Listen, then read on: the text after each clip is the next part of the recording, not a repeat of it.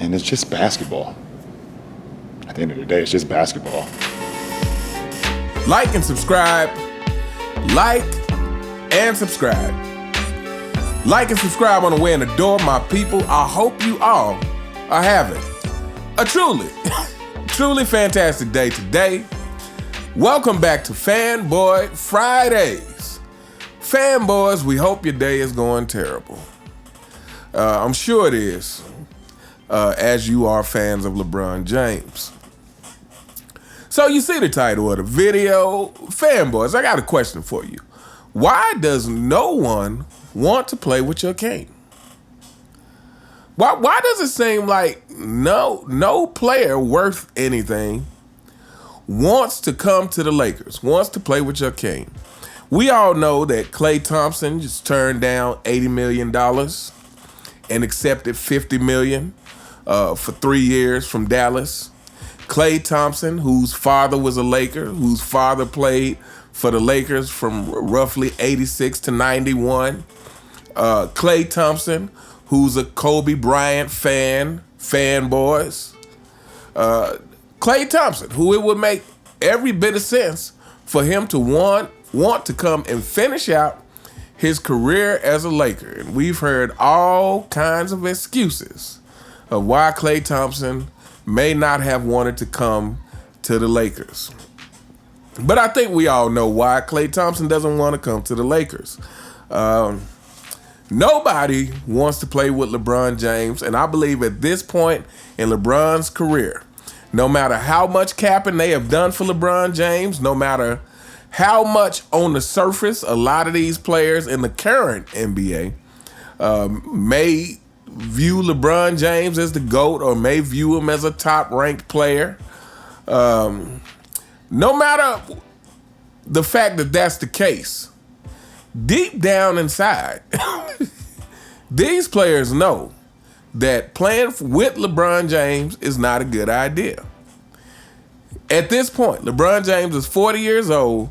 People have had plenty of evidence to see what it is like playing with LeBron James. To see that as a teammate of LeBron James, you are either going to get scapegoated or you're going to get no credit for the things that you do. And so I want to talk about the fact that we're going to talk about a few things. But one of the things I want to talk about is the fact that LeBron James has only played with other players who are also number one options. LeBron James has only played with other players who are also number one options. We start with him leaving Cleveland to go to Miami. Now, Dwayne Wade, who at one time was one of my favorite players, not so much anymore, but at one time was one of my favorite players. Dwayne Wade had already won a championship. We already know that. Dwayne Wade, before LeBron James came to Miami and put on that ridiculous performance in 2011, was averaging roughly 27 points a game seasons prior. Chris Bosh was the man in Toronto. Chris Bosh, before coming to Miami, was averaging his highest points per game yet at 24 points per game. And so two number one options comes to join, LeBron James goes to a team with two number one options, with Dwayne Wade already being there, bringing over Chris Bosh. And again, 2011 happens, which is a stain on LeBron's legacy that he can never get rid of. But here's the thing.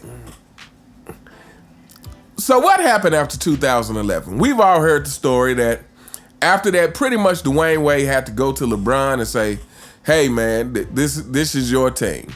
To basically say, stop deferring to us so much or whatever. Just do you, and we'll follow. Like, even though this is my team and I've already won a championship, Dwayne Wade says, hey, I'll adjust my game to fit you. Because we all know LeBron James is incapable of doing that. But as much as we've heard this story, I believe Dwayne Wade told the story on the Club Shay Shay podcast and kind of cleared up some of the details of the story. But at any rate, I'm thinking to myself, you would never have to tell. Basically, he had to tell LeBron to be the alpha of the team, right? This is what it comes down to. He had to tell LeBron, hey, look, I'll give up my alpha position because I know how to play other ways. Again, great leaders are also great followers. Dwayne Wade, being a good leader, said, hey, I'll follow you and you lead. Does anyone think that Michael Jordan would have ever had to be told that coming into that situation? Do you think someone would have had to pull Michael Jordan aside and say, hey, you lead the team? I think not. I know, I can almost say with 100% certainty, based on who Michael Jordan is, that whatever team, again, this is another thing that separates LeBron. You fanboys, I know it's hard to hear, but I've said this many times. Your false king is not a true alpha. Your false king is not a true alpha. He is an alpha until a real alpha shows up. But Michael Jordan in that situation, wherever Michael Jordan goes, whatever team he would go to, whoever would be potentially traded to his team, it would already be understood. There was talk. Shaq said something about, oh, well, if I would have known joining super teams was allowed, I would have went and just joined Mike. And if Shaq had went and joined Mike, Shaq would have understood that Michael Jordan is the alpha of the team. Like, again, a lion doesn't have to say he's a lion. A real alpha doesn't have to say it. Everybody just knows it. There is no circumstance where someone would have had to pull Jordan aside and say, hey, you lead the team. If Jordan's on the team, he's the leader. It's just that simple. But this is not the case with LeBron James. However, LeBron James has only won when he had actual other leaders on the team. Because LeBron James is not a leader like that. But anyway, so, you got that in Miami. Of course, then, he leaves Miami. He goes back to Cleveland with Kyrie and Kevin Love. Again, two people who at one time was number one options. And then he goes and plays with Anthony Davis. Gets the Lakers to bring over Anthony Davis. Has the Lakers trading away their whole future. And, the beginning of the circus that we are witnessing, or that we are about to witness next season, started the moment the Lakers decided to bring LeBron James over. And, of course, we know Anthony Davis hit the big shot in the bubble. I think it was Western Conference Finals against the Nuggets. The reason they were able to stay alive and move on. And so, yeah, when you're a teammate of LeBron James, you either get scapegoated or you never get the credit that you fully deserve. All of these players who played with LeBron James, the time that they actually spent playing with LeBron James gets diminished. All of these players who played with LeBron James, the time that they actually spent with LeBron James gets diminished. It gets overshadowed because all people want to do is try to prop up LeBron James. But again, LeBron James has been saved by all these players. Let's not forget Ray Allen. Let's not forget Ray Allen having the presence of mind. I was watching that play the other day, and I thought to myself, man, Ray Allen was really had the wheels turning. to be backing up as that rebound was happening, to already be backing up because he knows they need a three. I was thinking to myself, LeBron James probably wouldn't have had the presence of mind if that was LeBron in that particular situation, because we all know LeBron had already missed a shot. But if LeBron had wound up in that position near the rim, LeBron wouldn't have had the presence of mind to already be backing up to that three-point line. Not to mention the fact that he probably wouldn't have made it anyway. But again, saved by Ray Allen, who had that presence of mind to already be backpedaling towards the three-point line so he could catch and shoot and hit that shot. But LeBron James has been saved by these players. Again, the only championships LeBron has are playing with teammates who are also number one options.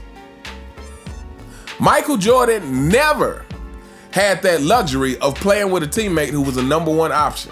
Again, Scottie was built up over the years to be as great as he was. Like, you could see that evolution. But again, that is also in part due to the fact that Michael Jordan understood that in order to be being great means building something great. It doesn't mean just basically paying to be great. It doesn't mean getting together with the best players so you could play against unevenly matched competition. Michael Jordan understood it, and that's why we hear the story of so many people who Michael Jordan didn't want traded. Because Michael Jordan was like, look, we will stick it at, we will win with what we have. He didn't want Doug Collins traded. And everybody wants to say that Phil Jackson is such a mastermind and all this thing. And again, I give Phil Jackson credit for knowing how to manage personalities very well. But just in terms of, to me, there is no doubt in my mind that had Doug Collins stayed there, they were going to win multiple championships as well. Because Michael Jordan understood that, again, it's about building. He didn't want Charles Oakley traded. Of course, he didn't want Scottie Pippen traded when there was trade talks about Pippen. And of course, we know ultimately the reason why Michael Jordan retired from Chicago for the final time is because he said, if Phil Jackson's not here, I won't be here either. Michael Jordan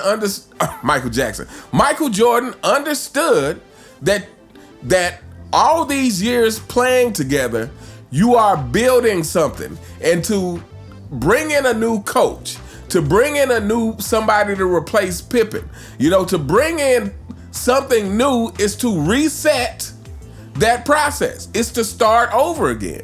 LeBron James has never understood that. And that's why all of these players who LeBron James played with, again, I said this before, LeBron James is a gold digger. He's only after what you can give him in the present moment. And the minute the money runs out, he's gone. The minute Dwayne Wade starts, athleticism starts to go and he starts to have some injury, LeBron is gone. The minute somebody's infringing upon his praise, he's gone, or he's trying to have you traded, like he tried to have Kyrie traded. Or the minute he sees something newer and more shiny, he will be going for that. LeBron James is like a gold digger. So, yeah, why would anybody want to play with LeBron James? Role player or otherwise. If you're a role player, you're going to be the victim of being a scapegoat. You're going to be scapegoated if you're just a role player. And when it comes down to it, LeBron James has not built a legacy. He's not built a legacy of anything. He's paid for championships pretty much. That's what it comes down to. He's manipulated to get championships. He stacked the deck in his favor to get championships. But LeBron James has not built anything. Again, his legacy is made of straw.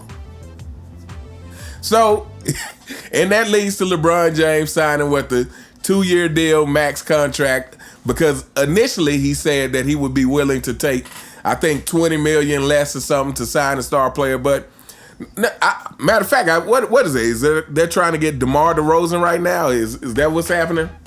But anyway, nobody wants to play with LeBron James. Fanboys, that is your king. The guy who has sucked the NBA dry, who's sucking the Lakers franchise dry, who hasn't fought to keep any coach or any teammate. What teammate or coach has LeBron James fought to keep? Has LeBron James used his power to say, hey, look, if they go, I go? And after all this,